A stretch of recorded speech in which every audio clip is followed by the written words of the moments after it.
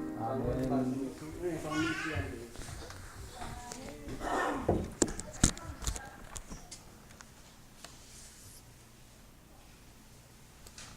우리 성도님들 한 주시 동안 평안하셨습니까?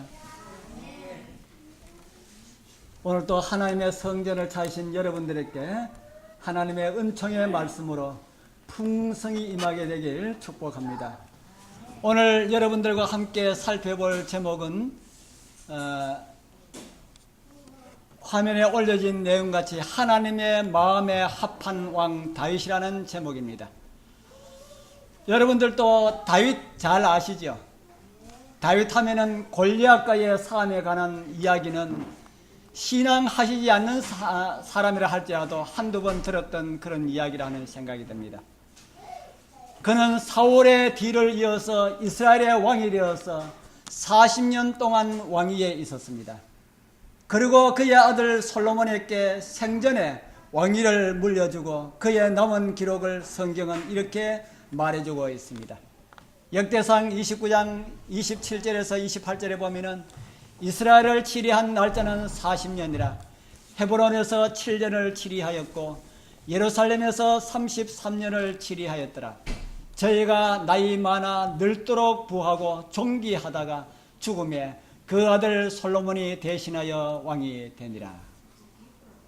30살에 왕이 되어서 40년을 다윗은 치리하고 솔로몬에게 그 나라를 물려주고 여기에 역대상에는 그 아들 죽음에 그 아들 솔로몬이 대신하여 왕이 되리라 이런 기록이 있지만은 우리가 성경을 보면은 그 아들에게 40년 치리하고 난 다음에 아들에게 나라를 물려주고 그렇게 살아온 그런 내용들을 보게 됩니다. 성경에는 늙도록 부하고 존귀하다가 죽었다 이렇게 기록을 하고 있습니다. 젊은 시절에 다윗은 정말 고생 많이 하였습니다. 골리앗을 죽인 다음 사울에게 미움을 받고 그를 피해 도망다니는 10년 넘는 그 시간들, 하나님의 선택받은 사람이 당하는 고통이라기에는 너무 심한 그런 고난의 시간들이었습니다. 그러한 그가 왕으로 세움을 받고 난 다음 그 고난의 시간들 풍성한 보상으로 받은 시간들이었습니다. 역대 이스라엘 왕들 중 다윗만큼 고난을 받은 왕도 없었지만은 하나님의 풍성한 은혜를 누린 왕도 그리 흔하지 않았다는 그런 생각이 듭니다. 사랑이 되시는 대상이 되시는 우리 성도님들이시여, 여러분들의 앞날의 삶도 특별히 남은 노년의 삶도 그렇게 하나님의 풍성한 은혜 가운데 보내시길 소망하십니까? 오늘 다윗을 통하여서 하나님의 풍성한 은총을 입을 수 있는 길을 배우게 되길 소망합니다.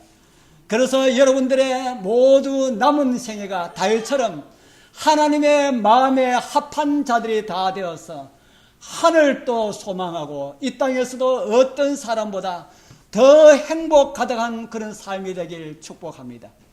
다윗은 도대체 어떤 삶을 살았기에 하나님의 마음에 합한 사람이라는 그런 은총을 입고 그런 복을 누렸을까? 도대체 그는 어떻게 살았기 때문에 하나님의 마음에 합한 사람이라는 이런 은총의 말을 들을 수 있었을까요?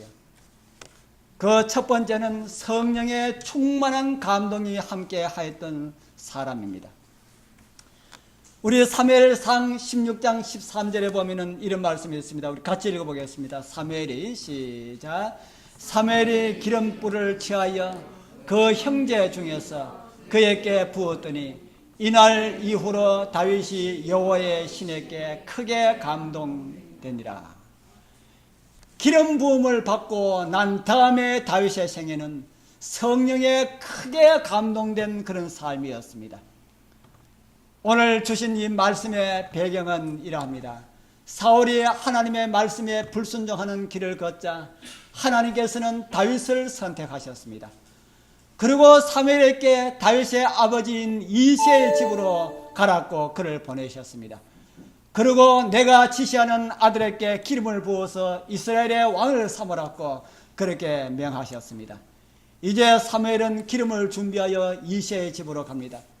그리고 이새를 만난 사무엘은 당신에게 있는 모든 아들을 다 데리고 오라고 합니다. 맏아들이 이제 사무엘 앞으로 지나갑니다. 그의 빼어난 체격과 늠름한 그 인상과 카리스마적인 그 모습에 사무엘은 과연 하나님께서 택하신 사람이로다 라고 그렇게 생각합니다. 그러나 하나님의 말씀은 이렇게 사무엘에게 임합니다. 사무엘상 16장 7절에 보면은 여호와께서 사무엘에게 이르시되 그 용모와 신장을 보지 말라. 내가 이미 그를 버렸노라. 나의 보는 것은 사람과 같지 아니하니 사람은 외모를 보거니와 나 여호와는 중심을 보느니라. 사무엘은 사울을 선택하셨을 때에도 다른 사람과 탁월하게 다른 사울의 외모에 그리고 사람 됨됨이에 탄성을 질렀습니다. 과연 하나님께서 선택하신 사람이구나 이렇게 사무엘은 생각했었습니다. 그러나 하나님께서는 이스라엘이 원하는 그 외모와 관련된 것들이 어떠한 실망을 줄 것인지를 가르치고자 하셨습니다. 그리고 사울은 불순종을 통하여서 사무엘은 큰 실망을 당하게 됩니다. 그렇게 사람에게 실망을 당하고서도 아직까지 사람을 그렇게 외모로 평가하는가라고 하는 그런 하나님의 말씀입니다. 우리 사랑하는 우리 성도님들이시여, 여러분들도 사람을 외모로 판단하여 실망당하신 이런 일은 없으십니까? 사람을 대하실 때마다 하나님은 사람처럼 외모로 사람을 보시지 않으신다는 말씀을 기억하시길 바랍니다.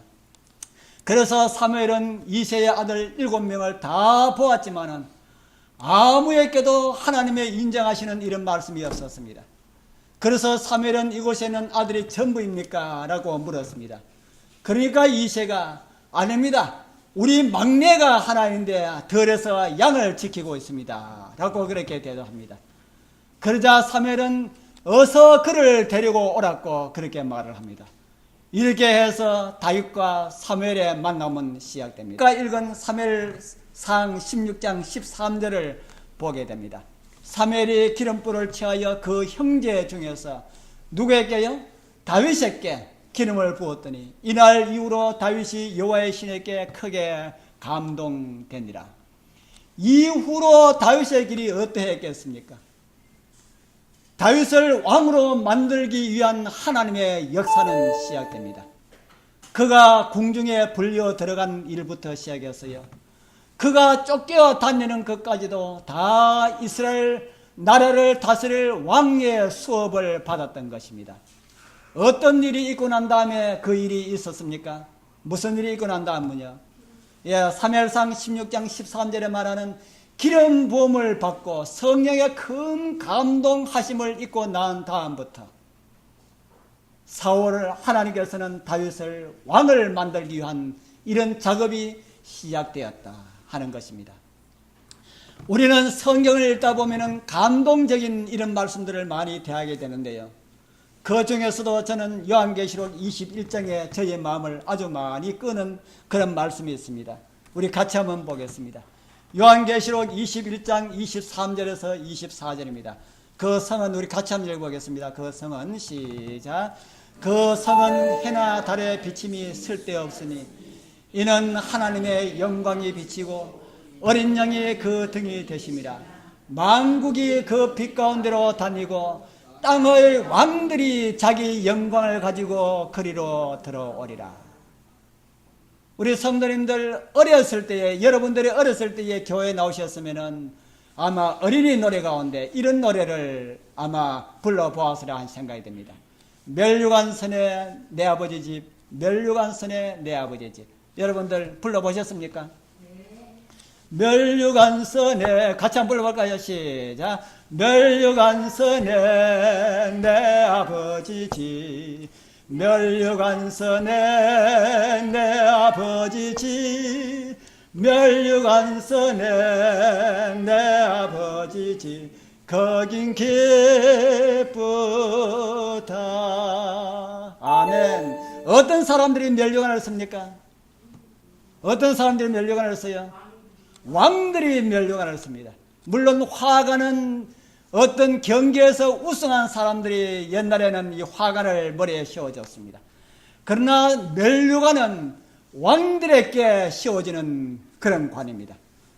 멸류관 선에 내 아버지 집, 멸류관 선에 내 아버지 집. 이것은 무엇을 의미합니까?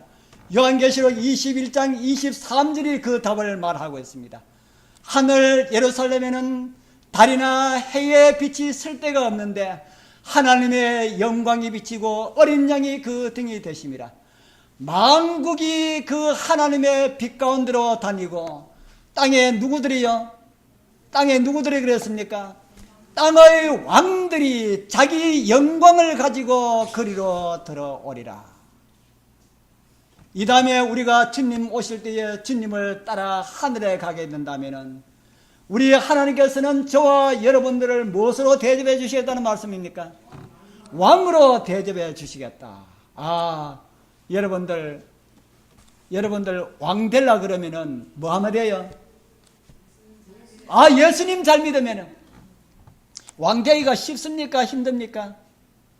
세상에 이 대통령보다 대통령이 권한이 더 있습니까? 왕이 권한이 더 있습니까? 대통령 요즘 대통령 안 꾸다니, 그죠? 요즘 대통령 된 사람 보면 어떨 때는 보면 불쌍하다는 생각이 들어요. 그런데 옛날에 군주국가의 왕은 막강한 권력이 있고 그가 말하는 것이 법이고 그가 죽이라 그러면 죽고 살리라 그러면 살고 이런 것이 왕입니다.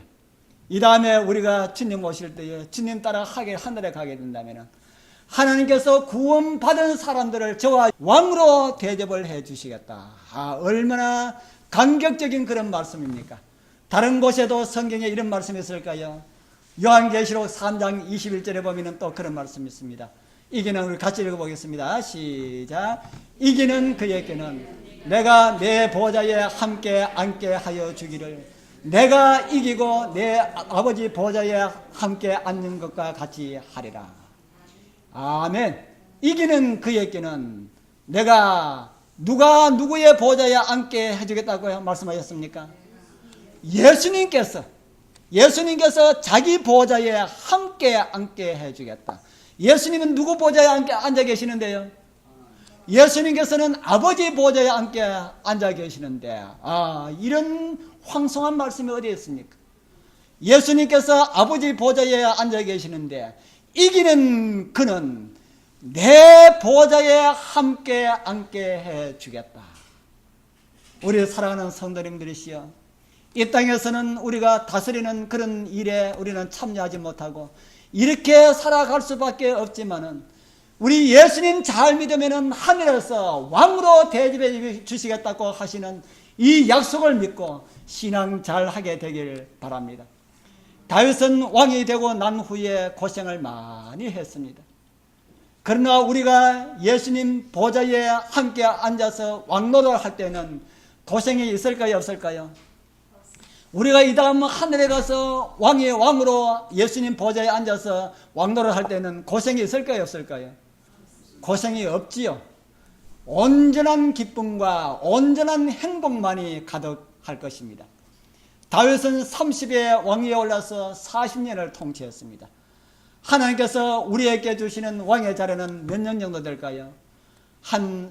다윗이 40년 했으니까 우리는 한 100년 정도 하면 되겠습니까?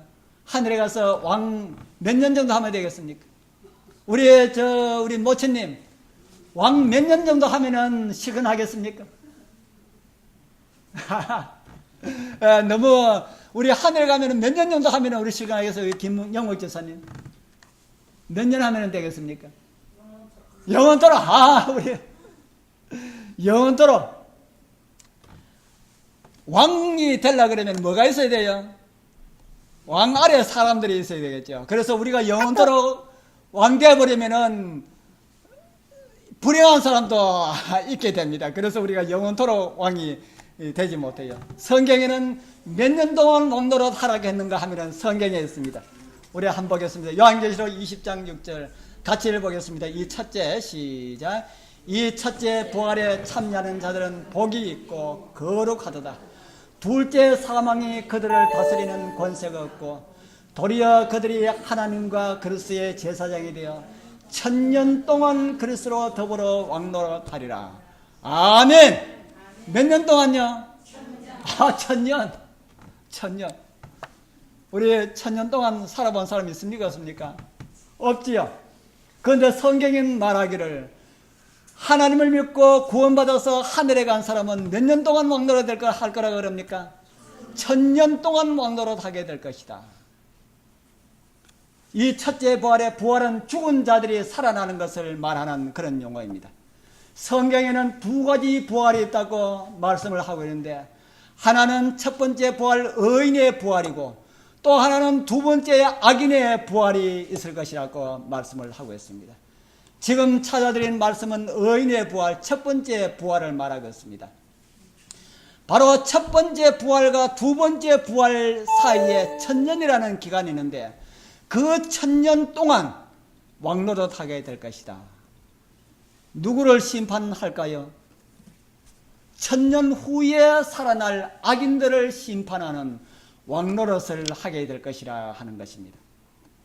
성의 자리에 우리 사랑하는 우리 성도님들 다 초청합니다. 이 자리에 앉아 계시는 우리 성도님들 한 사람도 빠짐없이 그 영원한 영광의 나라 천년 왕국에 다 참여하게 되시길 소원합니다. 어떻게 하면 그 자리에 참여할 수 있는 영광을 입을 수가 있을까?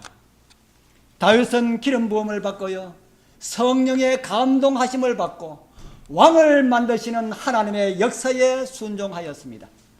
이제 우리도 우리를 왕으로 만드실 하나님의 역사에 순종해야 됩니다. 다윗도 기름 부음을 받고 하나님께서 다윗을 왕으로 만드시는 그 역사에 순종할 때에 다윗이 왕이 되었습니다. 그렇게 하야만이 왕으로서 성문에 들어가는 그런 은혜를 입게 될 것입니다. 왕의 후보에 올랐다고 다 왕이 됩니까? 왕의 후보에 올랐다고 다 왕이 되는 것이 아닙니다. 다윗이 왕으로 선택함을 입었지만은 그가 거절했더라면 어떻게 됐을까요? 나 왕하기 싫어 하고 거절했더라면 아마 왕이 되지 못했을 것입니다. 하늘 왕의 후보자들도 그러합니다. 오늘날 이 세상의 높은 자리에 오르려면 청문회 같은 것이 있어서 올라가다가 떨어지지요. 많은 사람들이 올라가다가 좋다고 하다가 청문회에서 뚝뚝 떨어지는 이런 모습을 보게 되는데, 하늘 왕의 후보자들도 청문회는 없지만은 청문회의 눈보다 더 확실하게 보는 하나님의 눈길에 의하여서 인도하시는 하나님의 손길에 온전히 순종하는 자들만, 그 말씀에 순종하는 그 길에 동참하는 자들만 그 자리에 참여하게 될 것입니다. 이제 앞으로 주어지는 시간을 통하여서 이 다윗과 관련된 시간이 몇 시간이 될지가 모르겠습니다. 아마 제가 한 4시간 정도 제가 준비하려고 합니다. 이 왕을 만드시는 하나님의 역사를 함께 살펴보려 합니다. 다윗에게 임하였던 하나님의 은혜가 여러분들과도 함께 하기를 축복합니다. 그리고 다윗처럼 하나님의 역사를 따랐던 그 헌신의 은총도 여러분들과 함께 하기를 축복합니다. 다윗은 기름 부음을 받았습니다. 우리는 어떻게 기름 부음을 받았습니까? 여러분들도 기름 부음을 받았습니까? 기름 부음을 받는 것은 하나님의 선택과 구별을 의미합니다. 여러분들도 하나님의 이 선택하심을 어떻게 선포하셨습니까? 어떻게 하나님께서 구별하신 증거를 보이셨는가? 우리가 어떻게 기름 부음을 받은 것을 어떻게 알 수가 있는가? 침례가 그 일을 대신합니다. 우리는 성경에서 침례받는 것을 기름 부음을 받는 것과 같다는 그런 의미의 말씀을 보게 됩니다. 이제 성경을 통해서 좀 확인을 해보겠습니다. 사도행전 4장 27절, 여기 보면은 과연 헤롯과 본디와 빌라도는 이방인과 이스라엘 백성과 합동하여 하나님의 기름 부으신 거룩한 종 예수를 거스려, 이렇게 기록을 하고 있습니다. 사도행전을 기록한 누가는 사도들의 설교를 기록하면서 헤롯과 빌라도는 하나님의 기름 부음을 받은 예수님을 거스르는 일을 하였다고 말합니다. 언제 예수님께서 다윗처럼 그런 기름 부음을 받았습니까? 다윗은 사무엘을 통해서 이렇게 기름 부음을 이런 뿔에다가 기름을 넣어가지고 기름을 이렇게 머리에 이렇게 부었습니다. 이런 기름을 부음을 받았는데, 예수님도 그런 기름을 부음을 받았습니까? 예수님도 그런 기름 부음을 받았을까? 아니지요. 예수님께서는 그런 기름 부음을 받지 아니하셨습니다. 구약 성경 다니엘은 이렇게 기록을 하고 있습니다. 너무 길어서 제가 빨간 글씨만 읽어드리겠습니다. 다니엘서 9장 24절에서 25절에 보면은 지극히 거룩한 자가 무엇을 받으리라 그랬습니까? 지극히 거룩한 기름 부음을 받으리라. 그리고 그 밑에 보면은 기름 부음을 받은 자 곧 왕이 일어나기까지, 그 밑에 보면은 날짜가 이렇게 쭉 나옵니다. 7일에와 62일에가 지날 것이요, 이런 말씀이었습니다. 이 말씀을 해석하면은, 다니엘이 말한 이 말씀을 해석하면은 서기 27년경에 기름 부음을 받은 자 곧 왕이 일어날 것이라 라는 이런 말입니다. 그 말씀의 기록처럼 서기 27년에 예수님께서 요단강에서 침례를 받으시고 올라오실 때에 성령으로 기름 부음을 받으셨습니다. 사도행전에는 그 말씀을 이렇게 기록하고 있습니다. 사도행전 10장 38절 우리 같이 읽어보겠습니다. 하나님이 시작. 나사렛 예수에게 성령과 능력을 기름 붓듯 하셨으며 저가 두루 다니시며 착한 일을 행하시고 마귀에게 눌린 모든 자를 고치셨으니 이는 하나님이 함께 하셨습니다. 아멘. 하나님께서 예수님에게 무엇을 기름 붓듯 하셨다 그랬습니까? 성령을 기름 붓듯 하셨다. 언제 이야기입니까? 예수님께서 뭐하고 올라오실 때요? 예수님께서 침례를 받으시고 물에서 올라오실 때라고 말씀하고 있습니다. 바울은 우리도 기름 부음을 받았다고 기록합니다. 바울은 하나님의 백성들도 기름 부음을 받았다. 우리 여러분들 누가 와서 여러분들 머리에 이렇게 기름 부숩니까? 우리 아무도 그런 일을 겪지 못했습니다. 그런데 사도 바울은 하나님을 믿는 백성들도 기름 부음을 받았다. 고린도후서 1장 21절 우리 같이 읽어보겠습니다. 우리를 시작. 우리를 너희와 함께 그리스도 안에서 견고케 하시고 우리에게 기름을 부으신 이는 하나님이시니. 아멘. 다윗은 누가 기름 부음을 부었습니까? 다윗은 사무엘에 가서 기름을 부었어요. 그런데 사도 바울은 우리에게 말씀하시기를 우리에게 기름 부으신 이는 누구라 그럽니까? 하나님이시다. 하나님이시다. 하나님이 언제 하나님께서 여러분들에게 기름을 부으셨습니까? 예. 우리 눈에 보이기에는 아무도 이런 경험을 아무도 안 했습니다. 그런데 지금 읽어드린 이런 말씀을 보면은 우리가 우리 자신을 하나님께 구별하여 드린 그런 시점에 예수님을 믿을 때에 우리는 헌신을 합니다. 그러나 그 예수님을 믿는 그 시기와 장소를 우리가 이야기하려 그러면 잘 이야기를 할 수가 없습니다. 그러나 침례 때를 이야기하려 그러면 우리 다 이야기할 수가 있지요. 그래서 침례는 우리의 마음 가운데 일어나고 있는 정말 나는 예수님을 믿고 살아야 되겠다는 이런 결심들을 외적으로 나타나는 이런 표가 침례로 나타납니다. 그리고 하나님께서 우리를 특별하게 구별하신 이런 표로 침례로 그렇게 하나님께서 인정을 하십니다. 하나님께서는 우리에게 성령으로 기름을 부으시고 침례받고 예수님께서 물에서 올라오실 때에 예수님께 성령으로 기름 부으셨던 하나님께서 저와 여러분들도 침례를 받고 물에서 올라올 때 우리 눈에는 보이지 않지만은 하나님께서 무엇으로요? 하나님께서 성령으로 우리에게 기름을 부으셨다. 누가 말씀하셨습니까? 누가 이야기했어요? 제가 드린 말씀이 아니지요. 고린도서 1장 20절에는 우리에게 기름을 부으신 이는 누구라 그랬습니까? 하나님이시다. 우리에게 기름을 부으시는 하나님이시다. 하나님께서 우리에게 성령으로 기름을 부으시고 하나님의 백성이 되었다는, 이제는 나의 백성이 되었다는 이런 상징적인 의미의 시간이다. 이렇게 침례를 그렇게 말씀을 하고 있습니다. 오늘 이 자리에는 아직까지 침례가 무엇인지 알지 못하시는 이런 분들도 있으시지요. 침례는 이런 것입니다. 우리가 하나님을 믿는 이런 것을 외적으로 나타내는 표입니다. 외적으로 나타낼 표가 필요합니까? 안 합니까? 내가 예수님 믿으면은 내 마음 가운데 예수님을 믿으면 되지 외적으로 무슨 필요가 있는가? 여러분들 아기를 낳으면은 아기를 낳으면 내 아이 낳아가지고 사람 되었습니까? 안 되었습니까? 사람 되었잖아요. 그런데 출생 신고를 합니다.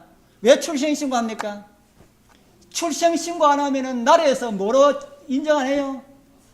나라에서 사람으로 인정 안 해요. 국민으로 인정 안 해요. 그렇기 때문에 우리는 출생 신고를 합니다. 출생 신고한 그날부터 그 아이는 대한민국 국민으로 인정을 받고 대우를 받고 그렇게 혜택을 받게 됩니다. 침례는 우리가 예수님을 믿고 난 다음에 외적으로 나타나는 출생 신고와 같은 것입니다. 왜 출생 신고가 이런 것이 필요한가? 온 우주에는 우리가 알지 못하는 수많은 하나님의 세계들이 있습니다. 수많은 별 세계들이 있습니다. 그곳에 사는 사람들에게 내 마음 가운데 나타나는 그런 결심들을 그들에게도 보여주는 겁니다. 이 지구에 살고 있는 하나님 백성들에게만 보여주는 것이 아니고 온 우주 교민들에게도 보여주는 그런 표가 침례입니다. 그리고 침례를 받으면 하나님의 기름 부음을 받고 그때부터는 하나님께서 하늘 왕으로서 자격을 갖출 수 있도록 그런 수업을 하나님께서 시키신다. 우리 사랑하는 우리 성도님들, 이러한 귀한 은혜에 우리 성도님들 다 동참하게 되시기를 소원합니다. 그래서 하나님께서는 기름 부음을 받은 다윗을 왕을 만들기 위하여서 역사하신 것처럼 오늘 여러분들과 저도 침례를 통하여서 하늘 백성으로 우리 자신을 구별하여 하나님께 드릴 때에 하나님께서는 저와 여러분들이 하늘나라에 적합한 왕이 될 수 있도록 이렇게 저희들 마음을 역사하시고 우리를 인도해서 하늘 왕을 만들기 위해서 그렇게 하나님께서 일을 하고 계신다는 사실을 깨닫게 되길 바랍니다. 그리고 주어지는 성령의 감동하심을 거절하지 마시길 바랍니다. 우리의 마음 가운데 역사하시는 성령님의 그 역사는 왕을 만들기 위해서 그렇게 합니다. 우리 여러분들 가만히 생각해 보면은 침례 받으신 분들, 침례를 받기 전에 우리의 마음과 침례를 받고 난 다음에 여러분들의 마음의 변화, 여러분 좀 있는 것 같습니까? 없는 것 같습니까? 침례를 받기 전에 마음의 변화와 침례 받고 난 다음에 마음의 변화 좀 있는 것 같아요? 없는 것 같아요? 침례를 받기 전에는 조금 잘못된 거 해도 마음에 그렇게 가책이 안 되더니만 침례를 받고 나니까 조금 이렇게 잘못한 거 교회에서 하지 말라 그러는 거 하니까 딱 마음에 가책이 되는 거예요. 왜 가책이 돼요? 내가 침례 받고도 이렇게 해도 되나 하는 이런 마음이 듭니다. 하나님의 백성이 되었기 때문에 그의 마음 가운데 성령께서 더 강하게 역사하신다 하는 것입니다. 이런 것을 침례 받고 난 다음에도 이런 것을 경험하지 못하셨다면 성령의 감당함을 체험하지 못하신 것이라는 그런 생각이 듭니다. 아니면은 성령의 감동하심이 있었지만은 그것을 묵살해버림으로 성령께서 떠나게 되신 것이라는 이런 생각을 가지게 됩니다. 이런 분이 있다면 다시 한 번 더 회개하시고 성령님께서 내 자신을 나를 인도할 수 있도록 이끌어 달라고 다시 한 번 더 기도하게 되길 바랍니다. 우리 사랑하는 하늘의 기름 부음을 받고 하늘나라의 왕으로 부르심을 받은 우리 성도님들이시여, 여러분들을 왕으로 만드시려는 하나님의 역사에 순응하게 되길 바랍니다. 불순종의 길을 사울처럼 그렇게 걸어감으로 인하여서 사울은 멸망이 되었습니다. 그러나 순종의 길은 우리를 위해 예비하신 영광의 기름을 잊지 않으시길 바랍니다. 사울은 불순종함으로 이 땅에서도 온 가족이 함께 죽임을 당했고요, 순종함으로 영원한 영생도 얻었고, 이 땅에서도 어떻게 살았다 그럽니까? 이 땅에서도 죽을 때까지, 아까 우리 성경 말씀 읽어봤지요. 이 땅에서도 죽을 때까지 부하고 존귀하다가 죽었다, 이렇게 성경에 기록하고 있습니다. 우리 사랑하는 성도님들, 여러분들 어떤 길에 서기를 원합니까? 사울과 같은 사울을 따라가는 길을 원합니까? 다윗을 따라가는 그런 길을 원합니까? 다윗처럼 하나님께서 저와 여러분들을 하늘 왕으로 만드시는 그 큰 역사에 순종하는 편에 서게 되길 바랍니다. 그래서 왕으로 선택되고 인정을 받고 보증받는 백성들로 사시다가 하늘 왕을 모으러 오시는 주님의 영광스러운 재림의 그 아침에 여러분들 꼭 참여할 수 있는 그런 하나님의 은혜가 함께하길 축복합니다. 이제 두 번째 드릴 말씀은 하나님 마음에 합한 사람. 다윗은 작은 일에도 신실한 사람이었습니다. 성경 하나 보겠습니다. 사무엘상 17장 20절입니다. 같이 읽어보겠습니다. 다윗이 시작. 다윗이 아침에 일찍 일어나서 양을 양 지키는 자에게 맡기고 이새의 명한 대로 가지고 가서 진영에 이른즉. 이 말씀은 어떤 말씀일까?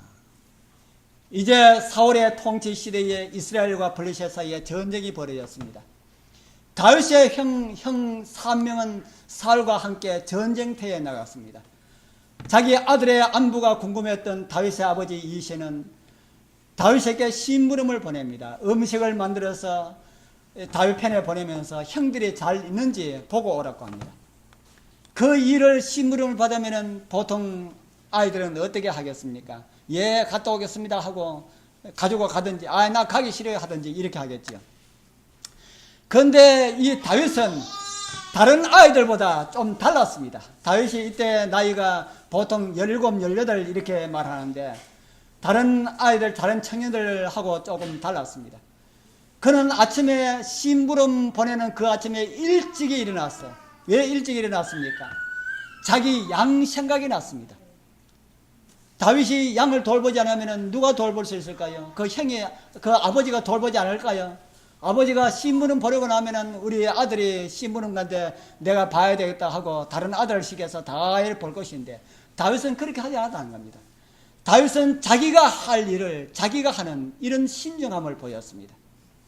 그는 자기가 돌보는 이런 양들을 위하여서 일하기 위해서 아침에 일찍 일어납니다. 그리고 양을 지켜주는 사람들을 찾아가서 자기의 양을 부탁합니다. 그러고 난 다음에 아버지의 심부름을 갑니다. 이렇게 다윗은 사람의 생명을 다루는 전쟁터에 나가면서도 자신의 양들을 위하여 무엇을 어떻게 해야 할 줄을 알고 그 일을 행하였던 그런 사람이었습니다. 이러한 신실함이 있었기 때문에 하나님께서는 그를 양치는 목장에서 불러내어서 이스라엘이라고 하는 더 큰 목장의 목자로 세우셨습니다. 하늘 가기 위해서 삼으시는 우리 성도님들이시여, 하나님의 마음에 합한 사람 다윗은 이렇게 작은 일에도 신실함을 보여주는 이런 모범들을 다 따르는 그런 은혜가 있기를 소망합니다. 성경은 작은 일에 신실하여야 됨을 이렇게 말씀하고 있습니다. 누가복음 16장 10절에 있는 말씀 같이 한번 읽어보겠습니다. 지극히 시작. 지극히 작은 것에 충성된 자는 큰 것에도 충성되고 지극히 작은 것에 불의한 자는 큰 것에도 불의하니라. 다윗처럼 보잘것없는 그런 일에 신실한 사람은 어떤 일에도 신실하게 될 것이라고요. 큰 일에도 신실하게 될 것이다. 작은 일에 충성하는 자는 큰 것에도 충성하고 지극히 작은 일에 충성했던 다윗은 틀림없이 큰 것에도 충성할 줄을 하나님께서는 아셨다 하는 것입니다. 그래서 그를 이스라엘의 지도자로 세우셨습니다. 우리 사랑하는 것이여, 여러분들이 큰 일을 원하십니까? 큰 일을 원한다면 어떤 일에 충성해야 되겠습니까? 작은 일에 충성하게 되길 바랍니다. 교회 일을 비유해서 대단히 죄송합니다만 진짜로 있었던 그 이야기입니다. 어느 한 여제사님이 정말 작은 일을 아주 잘 하셔서 그분을 안시학교 서기로 이제 선거위원회에서 연말 이제 교회 직원회 선거위원회 할 때에 안시학교 서기로 이렇게 뽑았습니다. 그리고 그 일을 아주 잘 하실 것 같아 가지고 온 그 선거위원들이 다 이렇게 찬성을 해 가지고 뽑았습니다. 그런데 선거위원이 교회에서 이 발표를 하는데 안시학교 서기를 하라고 하니까 그 집사님이 한사코 사양을 했습니다. 왜 그렇게 하니까 저는 아직까지 교회 나온 지도 얼마 안 되고 그래서 저는 안시학교 서기할 만큼 이런 믿음도 없고 뭐한다 하니까 그러면은 가르쳐 줄 테니까 가르쳐 주는 대로 하면 된다고 하니까 그래도 나는 못하고 다른 사람 시키라고 해가지고 그래서 어쩔 수 없어서 못하겠다 그러면은 못 시키지 않습니까? 그래서 다른 사람에게 이렇게 시켰습니다. 그런데 그 집사님이 다른 사람들에게 하는 말이 무슨 말인가 하면은 왜 안시학교 서기를 그렇게 마다했느냐 하니까 다른 사람이 하는 말이 나는 안식일학교 서게 할 사람이 아니고 안식일학교 교장해야 될 사람이다 라고 그렇게 하더랍니다. 뭐 해야 될 사람이냐? 네, 안식일학교 교장해야 될 사람이다. 이런 일들이 많이 있습니다. 큰 교회는.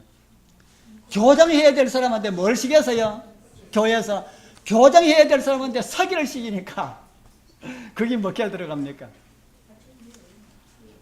우리 성도님들, 제가 지난번에 한번 말씀드렸죠. 하나님께서는 부족하다고 하는 사람에게는 자격이 있다고 하면서 억지로 시키고, 할 수 있다고 장담하는 사람에게는 아직도 부족한 것이 있다, 이렇게 말씀하신 거 여러분들 기억하실는지 모르겠습니다.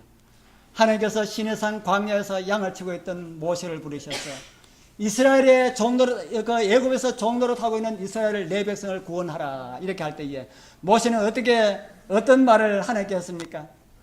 모세가 하나님께 고하되 내가 누구간데 바로에게 가며 이스라엘 자손을 애굽에서 인도하여 내리이까, 이렇게 할 때 하나님께서 하나님이 가라, 내가 정녕 너와 함께 있으리라 하니까 모세가 또 뭐라 말씀했습니까? 같이 한번 읽어봅시다. 모세가 시작. 모세가 여호와께 고하되 주여 나는 본래 말에 능치 못한 자라. 주께서 주의 종에게 명하신 후에도 그러하니 나는 입이 뻣뻣하고 혀가 둔한 자니 나는 못합니다. 계속해서 부족하고 나는 못하다 나는 못하다 하고 하나님은 너는 할 수 있다 나는 할 수 있다 이렇게 합니다. 나는 말할 줄 모릅니다 하니까 하나님께서 누가 사람의 입을 지었느냐 이렇게 그 다음에는 말을 하셨습니다. 그와 정반대로 예수님께서 지상 봉사 기간에 한 부자 청년이 예수님 주님 앞에 나왔습니다.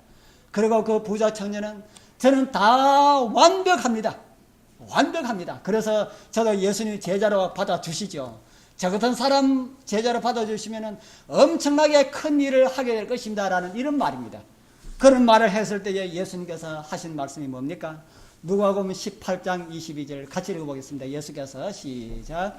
예수께서 이 말을 들으시고 이르시되 내가 오히려 한 가지 부족한 것이 있으니 내게 있는 것을 다 팔아 가난한 자들을 나누어주라. 그리하면 하늘에서 보화가 내게 있으리라. 그리고 와서 나를 쫓으라 하시니. 이상하지 않습니까? 부족하다고 하는 사람한테는 기어이 하나님께서는 보내시고, 자격이 있다고 하는 사람한테는 기어이 일을 안 시키시고, 우리 사랑하는 성도님들이시여, 안식학교 교장이면 어떻고 석이면 어떻습니까? 하나님께서 보실 때는 뭐예요? 하나님께서 보실 때는 다 똑같은 것이다. 다 똑같은 봉사직이다. 이 교회 안에는 높고 낮음이 없습니다. 이 교회 안에는 장로나 집사나 안식학교 교장이나 석이나 일반 성도나 피아노 반주자나 모든 분들이 다 똑같은 동일한 입장에서 하나님을 섬기고 있다 하는 것입니다. 조금 다른 것이 있다면은 장로는 모든 성도들을 다 섬기는 것이 다르고요. 또 한 직분을 맡고 있으면 그 직분의 분야에 있어가지고 관련되어 있는 모든 분들을 섬기는 것이 다르고요. 이런 직분의 차이가 있지 하나님 앞에서는 모두 다 똑같은 그런 봉사직이다. 우리 다 함께 하늘 가기 위해서 준비해야 될 사람들입니다. 이 땅은 우리가 잠깐 머물다가 갈 그런 이 땅입니다. 이 땅에서의 일에 많은 미련을 두시지 않길 바랍니다. 더욱이 교회의 직분과 관련되어서도 마찬가지입니다. 오히려 성경은 말하기를 큰 것에 충성된 사람을 말하지 아니하고 어떤 것에 충성된 사람을 말합니까? 작은 일에 충성된 자는 큰 것에도 충성할 것이라고 하신 말씀을 잊지 말기를 바랍니다. 마태복음에 보면은 작은 일에 충성하는 자와 관련된 비유를 하나 말씀하고 있습니다. 여러분들도 잘 아시죠? 달란트의 비유입니다. 어떤 사람이 타국에 갈 때 자기의 재산을 청지들에게 나누어 줍니다. 한 사람에게는 몇 달란트요? 예, 한 사람한테는 10달란트, 한 사람한테는 5달란트, 그리고 한 사람한테는 1달란트를 나눠주고 내가 돌아올 때까지 잘 간수하고 그렇게 하라고 부탁을 하고 떠납니다. 그러자 10달란트를 가진 사람은 어떻게 했습니까? 그것을 가지고 뭐 했습니까? 장사했습니다. 까먹으면 어떻게 합니까? 그런데 이 사람은 장사를 해가지고 열심히 해가지고 10달란트를 더 벌었습니다. 5달란트를 가져온 사람도 열심히 장사해서 5달란트를 남겼습니다. 1달란트를 가진 사람은 어떻게 했습니까? 예, 여러분들 잘 아시는 것처럼 땅을 파고 그것을 묻었습니다. 그리고 얼마 후에 집주인이 돌아왔습니다. 어떻게 이들에게 어떻게 했을까요? 성경에는 그런 말씀을 이렇게 기록하고 있습니다.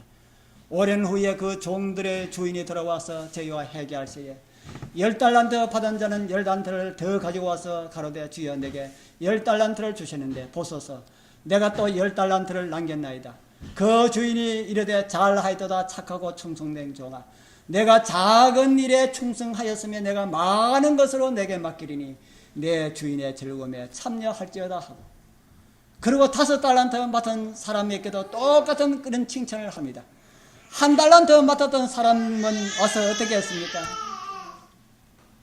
예, 그 주인이 1달란트 맡은 사람에게 뭐라 했습니까? 빨간 것이 그 주인이 대답하여 가로되 뭐라 그랬습니까? 악하고 게으른 종아 악하고 게으른 종아 그 밑에 쭉 보면 말씀을 하고 난 다음에 빨간 글씨 보면은 그 1달란트를 빼앗아 10달란트를 가진 자에게 주어라. 있는 자는 받아서 더 풍족하게 되고 없는 자는 그 있는 것까지 빼앗기게 되리라. 세상 재물을 가지고 말하는 것이 아니고 믿음의 신앙에 있는 것을 가지고 말하는 것입니다. 하나님 앞에 받은 것을 신실하는 사람은 그 믿음이 더욱 시간이 갈수록 자꾸 이렇게 풍성해지고 하나님의 말씀에 신실하지 못하는 사람은 그 있는 것까지 빼앗기게 되리라. 우리 사랑하는 성도님들이시여 실물 교훈에는 보면은 작은 일에 대한 불성실에 대해서 이렇게 기록을 하고 있습니다. 실물 교훈 356쪽인데 아주 귀한 말씀이라서 우리 같이 읽어보겠습니다. 사람이 시작 사람이 지극히 작은 의무에 불충실함으로 저희 창조주께 마땅히 돌려야 할 봉사를 돌리지 않게 됩니다. 불충실함의 영향은 자신에게 돌아옵니다. 예, 우리가 작은 일에 충성하라 작은 일에 충성하라 하는 것은 하나님 잘되라고 하는 것이 아니고 누구 잘되라고 하는 것이라 그럽니까? 예, 내 잘되라고 그렇게 하는 것은 결국 나에게 돌아온다. 달란트의 비유에서 이 실물 교훈이 오늘 우리에게 이런 말씀을 하고 있습니다. 작은 일에 대한 성실과 불성실은 다른 사람에게 영향을 끼치는 것이 아니고 나에게 영향을 끼치겠다. 우리 사랑하는 성도님들이시여 작은 일에 충성하는 다윗과 같은 그런 은혜가 함께하기를 바랍니다. 한 부자가 있었는데 그에게 많은 도움을 준 한 집사, 집의 집사지요. 이런 집사가 있어서 그의 직업이 또 공교롭게도 목수기 때문에 그에게 부탁을 하나 하였습니다. 그것은 집을 하나 지어달라고 하는 부탁이었습니다. 들어가는 돈은 청구하면 언제든지 필요한 만큼 줄 테니까 집을 세상에서 아주 견고하게 아주 아름답게 아주 잘 그렇게 최고로 그렇게 잘 지어달라는 이런 부탁을 하였습니다. 그런 부탁을 받은 이 목수는 처음에는 아주 신실하게 잘 했습니다. 그런데 가만히 보니까 주인이 현장에 아프지도 않아요. 돈 필요하다는 돈은 통장으로 딱딱 입금을 시켜줘요. 그리고 가만히 살다 하다 보니까 깨가 납니다. 아니, 주인님 재료 최고급을 써야 안 됩니까? 해가 그래 써야지 하고 얼마 필요합니다 하니까 얼마 이렇게 딱 보내주면은 최고급 쓰는 데서 최하를 쓰고 나머지 이익금을 가지고 돈이 공짜 돈이 들어오니까 대개 사람들 공짜 돈 들어오면 어떻게 합니까? 공짜 돈 들어오면은 저금해하고 나중에 써야 되겠다 이렇게 하지 않고 그것은 흥청망청 이렇게 써버립니다. 그래서 술 친구들과 함께 이렇게 다 이렇게 써버리고 그래요. 그래서 겉보기에는 너무너무 아름답고 견고하게 보이고 좋은 집인데 속에 들어가 보면 바람이 훅 불면 날아가 버릴 것 같은 그런 집을 지었습니다. 이제 집을 다 완공하고 난 다음에 주인에게 연락을 했습니다. 이제 집을 다 지었습니다. 아, 그래 수고했습니다. 내가 이제 다음 어느 날 집 보러 가겠습니다 했어요. 그래서 집 보러 어느 날 이제 그 집을 맡아 지은 사람은 이제 주인을 이제 정중하게 맞이하고, 집을 제가 이렇게 잘 지었습니다 하니까 주인이 보니까 집을 너무너무 잘 지었거든요. 내 마음이 너무 흡족하다. 너무 잘 지었네. 내가 자네에게 내가 무엇을 이렇게 좋은 집을 지어줬는데 내가 무엇으로 보답할꼬? 그래서 내가 자네한테 선물을 하나 줄 테니까 이걸 받게. 뭘 그걸 나한테 주십니까? 그러니까 기어이 받으라 하는 그 봉투를 하나 받았습니다. 그리고 그 자리에서 뜯어보지 못하고 주인이 다 가고 난 다음에 뜯어봤습니다. 안에 뭐가 들어있을까요? 그 집 등기문서가 들어있습니다. 그 집 등기문서가 들어있고, 자네가 나와 함께 오랜 세월 동안 나를 그렇게 많이 도와줬는데 내가 자네에게 무엇을 선물할까 곰곰이 생각해보다가 좋은 집을 하나 지어서 자네에게 선물을 해야 되겠다, 그렇게 생각하고, 그것을 누구에게 시킬까 하다가 자네가 가장 적합한 사람이라고 생각하고 자네를 통해서 아주 좋은 집을 짓는데 그 집에서 이제 행복하게 살게 나. 그러면서 이제 등기문서하고 다 그렇게 해가지고 준 겁니다. 그거 받은 이 사람이 어떻게 했을까요? 분하고 원통하고 땅에 앉아가지고 통곡하면서 날려버린 자기 재산을 가지고 그렇게 통곡을 했습니다. 그렇게 해도 자기에게 지나간 시간 자기에게 돌아오지 않습니다. 우리 사랑하는 성도님들이시여, 이제 멀지 않은 날 우리의 왕이 되시는 예수 그리스도께서 이 땅에 오실 때에 여러분들 어느 모습으로 서게 되기를 원하십니까? 왕의 수업을 잘해서 왕으로 서게 될 것입니까? 아니면은 왕의 수업을 받았지만은 그 모든 시간들을 다 낭비하고 허비한 채 초라한 모습으로 주님 앞에 서게 될 것입니까? 하나님의 마음에 합한 사람 다윗처럼 살아가게 되기를 소원합니다. 하늘 왕께서 우리의 품성의 집을 건설하기 위하여서 우리에게 필요한 모든 것을 다 주셨습니다. 그 주신 은혜 힘입어서 살아갈 수 있는, 그래서 하늘을 가기 위해서 아주 적합한 그런 품성을 다 완성하게 되길 바랍니다. 오늘 저는 하나님 마음에 합한 왕 다윗이라는 제목으로 한 두 가지를 말씀을 드렸습니다. 첫 번째는 성령의 인도하심을 따라가는 사람이라는 제목이고요. 두 번째는 작은 일에도 신실한 사람이라는 이런 제목으로 말씀을 드렸습니다.